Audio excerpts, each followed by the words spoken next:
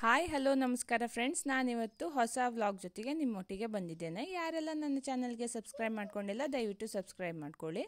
ನಾನಿವತ್ತು ಬಾಳೆಹಣ್ಣು ಬನ್ಸ್ ಮಾಡೋದನ್ನು ತೋರಿಸ್ತಾ ಇದ್ದೀನಿ. ನೋ ಮೈದಾ, ಓನ್ಲಿ ಗೋಧಿ ಹಿಟ್ಟಿಂದ ಹೇಗೆ ಮಾಡೋದು ಅಂತ ತೋರಿಸ್ತಾ ಇದ್ದೀನಿ.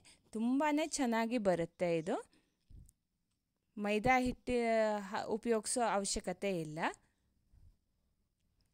ನಾನು ಮೊದಲಿಗೆ ತುಂಬಾ ಚೆನ್ನಾಗಿ ಹಣ್ಣಾಗಿರುವಂಥ ಬಾಳೆಹಣ್ಣನ್ನು ತಗೊಂಡಿದ್ದೀನಿ.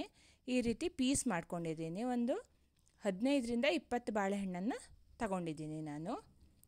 ಆನಂತರ ಅದಕ್ಕೆ ಒಂದು 4 ಸ್ಪೂನ್ ಸಕ್ಕರೆ, ಒಂದು ಸ್ವಲ್ಪ ಉಪ್ಪನ್ನು ಹಾಕಿ ಈಗ ಮಿಕ್ಸಿ ಮಾಡ್ಕೊಳ್ತಾ ಇದ್ದೀನಿ. ಚೆನ್ನಾಗಿ ನುಣ್ಣಗೆ ನೋಡಿ ಮಿಕ್ಸಿ ಆಗಿದೆ. ಈಗ ಇದಕ್ಕೆ ನಾನು ಇದನ್ನು ಒಂದು ಬೌಲ್ಗೆ ಟ್ರಾನ್ಸ್ಫರ್ ಮಾಡ್ಕೊಳ್ತಾ ಇದ್ದೀನಿ. ಉಪ್ಪು ಸಕ್ಕರೆ ಹಾಕಿರೋದ್ರಿಂದ ಮೇನಾಗಿ ಮತ್ತೇನು ಹಾಕೋ ಅವಶ್ಯಕತೆ ಇಲ್ಲ. ಈಗ ಸ್ವಲ್ಪ ಸೋಡಾ, ಅಡುಗೆ ಸೋಡಾವನ್ನು ಹಾಕ್ಕೊಳ್ತಾ ಇದ್ದೀನಿ, ಬೇಕಿಂಗ್ ಸೋಡಾವನ್ನು, ಯಾಕಂದರೆ ಚೆನ್ನಾಗಿ ಉಬ್ಬಿ ಬರಲಿ ಅಂತ. ಈಗ ಇದಕ್ಕೆ ನೋಡಿ ನಾನು ಗೋಧಿ ಹಿಟ್ಟನ್ನು ಬಳಸ್ತಾ ಇದ್ದೀನಿ. ಮೈದಾ ಹಿಟ್ಟು ಆರೋಗ್ಯಕ್ಕೆ ಒಳ್ಳೆಯದಲ್ಲ ಅಂತ ನಾನು ಗೋಧಿ ಹಿಟ್ಟನ್ನು ಬಳಸಿ ಈ ಒಂದು ಬನ್ಸನ್ನು ಮಾಡ್ತಾಯಿದ್ದೀನಿ. ಈಗ ಎಷ್ಟು ಕನ್ಸಿಸ್ಟೆನ್ಸಿ ಬೇಕು ಅಷ್ಟು ಹಾಕ್ಕೊಳ್ಬೋದು ಹಿಟ್ಟನ್ನು. ಈ ರೀತಿ ಚಪಾತಿ ಹಿಟ್ಟಿನ ಹದಕ್ಕೆ ಕಲಿಸ್ಕೊಳ್ಬೇಕು. ಸ್ವಲ್ಪ ಎಣ್ಣೆಯನ್ನು ಹಾಕಿಬಿಟ್ಟು ಸವರಿ ಇದನ್ನು ಒಂದು 5ರಿಂದ 6 ತಾಸು ಇದು ಚೆನ್ನಾಗಿ ನೆನಿಬೇಕು. ಯಾಕೆಂದರೆ ಸೋಡಾ ಚೆನ್ನಾಗಿ ಗೋಧಿ ಹಿಟ್ಟಿನ ಜೊತೆಗೆ ಹೊಂದ್ಕೊಳ್ಬೇಕು. ಈಗ ನೋಡಿ ಇದು ಚೆನ್ನಾಗಿ ಹೊಂದ್ಕೊಂಡಿದೆ. ನಾನು ಈ ಥರ 5 ತಾಸು ನೆನೆಸಿಟ್ಟಿದ್ದೀನಿ. ಈಗ ಇದಕ್ಕೆ ನಾನು ಕಾಯಲಿಕ್ಕೆ ಎಣ್ಣೆಯನ್ನು ಹಾಕಿಟ್ಕೊಂಡಿದ್ದೀನಿ.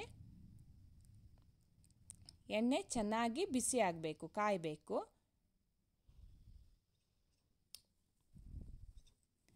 ಈಗ ಚೆನ್ನಾಗಿ ಬಿಸಿಯಾಗಿ ಕಾದಿದೆ. ಈಗ ನಾನು ಲಟ್ಟಿಸ್ಕೊಂಡಿರುವಂಥ ಈ ಒಂದು ಬನ್ಸನ್ನು ಹಾಕ್ತಾಯಿದ್ದೀನಿ. ನೋಡಿ ಇಷ್ಟು ಚೆನ್ನಾಗಿ ಕಾದಿರಬೇಕು. ಚೆನ್ನಾಗಿ ಕಾದರೆ ಮಾತ್ರ ಚೆನ್ನಾಗಿ ಬರುತ್ತೆ ಇದು. ಈ ರೀತಿ ನೋಡಿ ಎಷ್ಟು ಚೆನ್ನಾಗಿ ಉಬ್ತಾ ಇದೆ. ಕಲರ್ ಕೂಡ ಎಷ್ಟು ಚೆನ್ನಾಗಿ ಬಂದಿದೆ ಅಂತ. ಇದು ಯಾವುದೇ ಹೋಟೆಲ್ ಬನ್ಸಿನ ರೀತಿಯೇ ಇರುತ್ತೆ. ಅವರು ಮೈದಾ ಉಪಯೋಗಿಸ್ತಾರೆ, ಅದು ಆರೋಗ್ಯಕ್ಕೆ ಒಳ್ಳೆಯದಲ್ಲ. ಇದು ಗೋಧಿ ಹಿಟ್ಟಿಂದ ಮಾಡಿರೋದು, ತುಂಬಾ ಆರೋಗ್ಯಕರವಾದಂಥದ್ದು. ಕರೆದಿರುವಂಥ ಐಟಮ್ ಆರೋಗ್ಯಕ್ಕೆ ಒಳ್ಳೆಯದಲ್ಲ, ಆದರೆ ಗೋಧಿ ಹಿಟ್ಟಿಂದ ಈ ಥರ ನಾವು ಮಾಡಿಕೊಡೋದ್ರಿಂದ ಮಕ್ಕಳು ಕೂಡ ತಿನ್ಬೋದು. ಟಿಫಿನ್ ಬಾಕ್ಸ್ ಕೂಡ ಹಾಕಿ ಕೊಡ್ಬೋದು.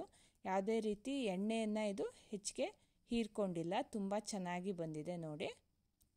ಈ ರೀತಿ ಬನ್ಸ್ ರೆಡಿಯಾಗಿದೆ. ಎಷ್ಟು ಚೆನ್ನಾಗಿ ಉಬ್ಬಿ ಬಂದಿದೆ ಮತ್ತು ಒಳಗಡೆನೂ ಚೆನ್ನಾಗಿ ಬೆಂದಿದೆ ಇದು.